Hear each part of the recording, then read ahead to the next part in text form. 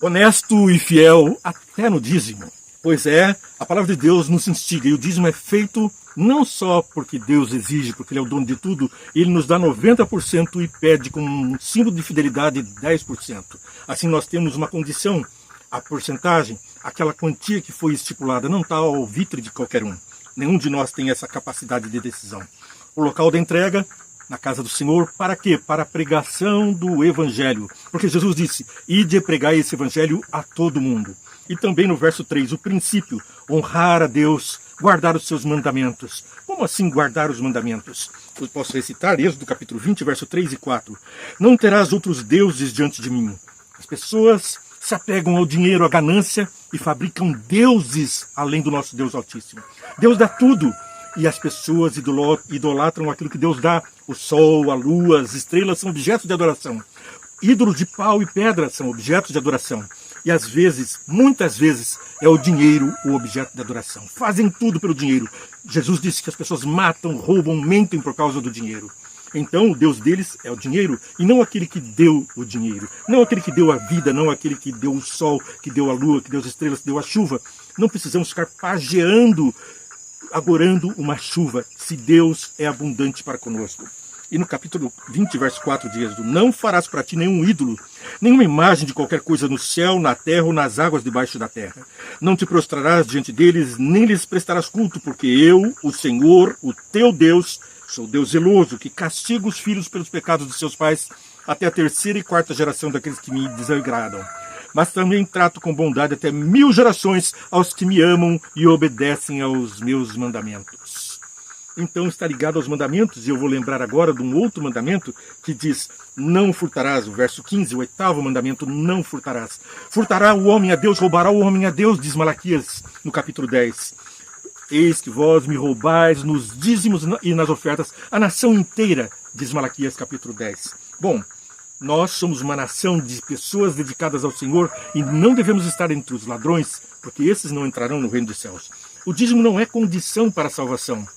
É, sim, uma adoração, uma forma de adoração, e é uma forma de expressão do reconhecimento que nós recebemos tudo de Deus. E uma quarta característica, coitado daqueles que desviam o dinheiro do dízimo. Aqueles pastores, aqueles pregadores, aqueles bispos, aqueles padres, aquelas pessoas que se enriquecem à custa do dízimo, em vez de canalizá-los para a pregação do Evangelho, como está na palavra de Deus. Não obedecem Jesus, mas pregam Jesus. E de pregar o Evangelho a todo mundo, mas eles enchem os bolsos com o Evangelho em vez de fazer como Cristo, multiplicar o pão aos famintos e fazer com que as pessoas tivessem assistência espiritual e também a saúde. As pessoas eram curadas e alimentadas. Através de Jesus, recebiam novamente a esperança e a fortaleza. Bom, nós temos alguns versos na Bíblia que eu gostaria de trazer para reforçar esse nosso pensamento.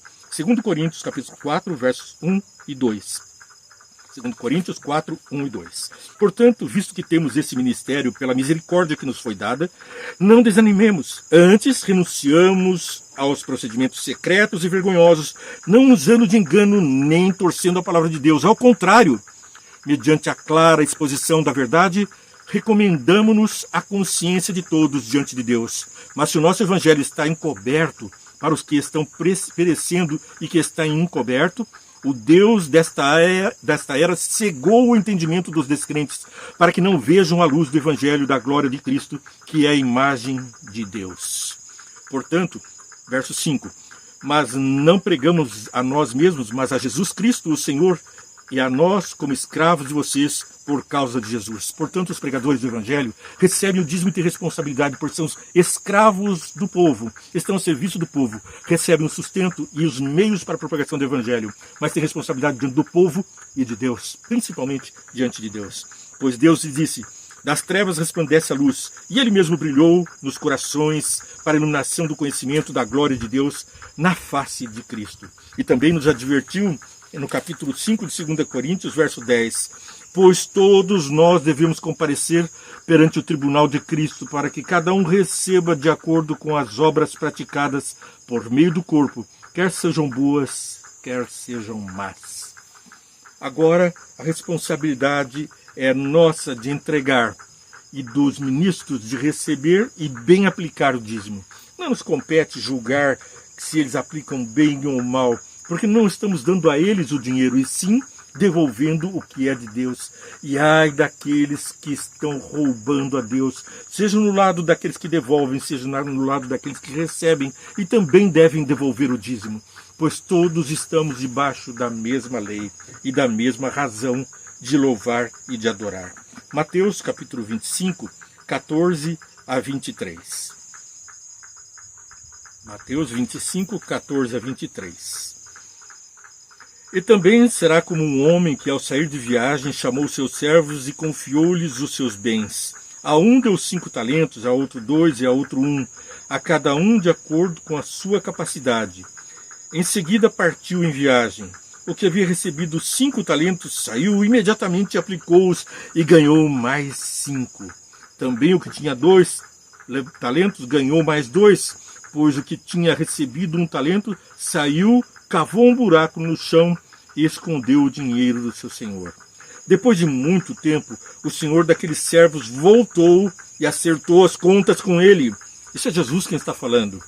E dando o exemplo de que nós teremos que prestar contas daquilo que nós temos e daquilo que nós investimos na pregação do Evangelho. Porque o tesouro de Deus é você, é o seu próximo, é o meu semelhante, sou eu. Nós precisamos receber as bênçãos maior que vem do dízimo, a bênção do acompanhamento espiritual. Depois de muito tempo, o senhor daqueles servos voltou e acertou a conta com eles. O que tinha recebido 5 talentos trouxe outros 5 e disse: o senhor me confiou 5 talentos, veja, eu ganhei mais 5. E assim também cada um foi agindo até que chegou aquele que havia recebido apenas 1 talento. Verso 24 do capítulo 25 de Mateus. Jesus falando no verso 24. Por fim, veio o que tinha recebido 1 talento e disse: eu sabia que o Senhor é um homem severo, que colhe onde não plantou e junta onde não semeou. Por isso tive medo e saí, escondi o seu talento no chão. Veja, aqui está o que lhe pertence. O Senhor respondeu: servo mau e negligente, você sabia que eu colho onde não plantei e junto onde não semeei?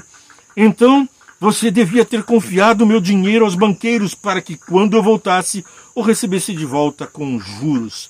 Tirem o talento dele e entreguem-no ao que tem 10, pois a quem tem, mais será dado e terá em grande quantidade. Mas a quem não tem, até o que tem lhe será tirado. E lancem-o fora, e será o servo vil. Lancem-o fora e será tirado. E lancem fora o servo inútil nas trevas, onde haverá choro e ranger de dentes. Bom, nós temos ainda uma última mensagem, aqui escolhida de Ellen White, naquele livro maravilhoso dela, Educação, página 96 e 97. Aconselho a todos. Tragam todos os dízimos à casa do tesouro, Malaquias 3,10, é a ordem de Deus. Não se apela para outra gratidão, não se apela para a gratidão ou generosidade. É uma questão de simples honestidade. O dízimo é do Senhor e Ele nos ordena que lhe devolvamos aquilo que é seu. Não é para mim, não é para qualquer um, é para aquele que está pregando o Evangelho e então precisa dos meios, das bênçãos que eram dadas ao povo, eram alcançadas aos sacerdotes para que pregassem o Evangelho. Bom, nós vamos repetir a história: sacerdotes ricos, povo pobre e o Evangelho que leva à crucifixão de Cristo. Nós precisamos pregar o Evangelho verdadeiro. O está escrito, o que passa disso provém do diabo. A nossa luz vem do Senhor e da palavra de Deus. Vê e entende, curta e compartilhe. Vem comigo, vamos orar. Pai querido, mais uma vez a Tua palavra nos enche de amor, de esperança.